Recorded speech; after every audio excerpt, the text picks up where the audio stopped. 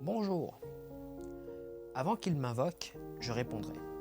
Avant qu'ils aient cessé de parler, j'exaucerai. Ésaïe 65, verset 24.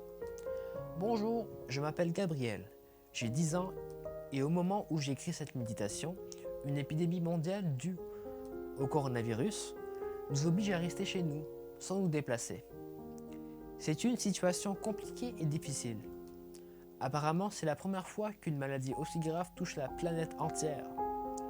Cela peut faire peur et il y a des gens stressés ou angoissés à cause de cette pandémie. Peut-être que toi aussi tu te trouves dans une situation apeurante. Alors j'aimerais te raconter une expérience que j'ai vécue il y a longtemps. Mes parents m'ont raconté cette expérience parce que j'étais beaucoup trop jeune pour en être consciente. Le jour de ma naissance, tout se déroulait bien lors de l'accouchement.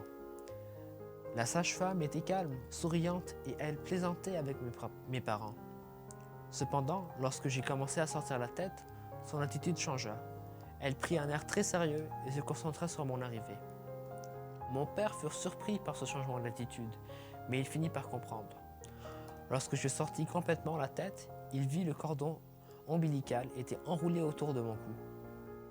Visiblement, celui-ci était serré autour de mon cou car la sage-femme l'a coupé immédiatement.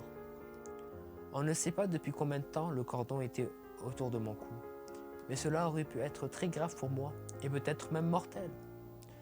Mais Dieu avait déjà un plan pour moi et voulait que je vive pour pouvoir proclamer ses bienfaits.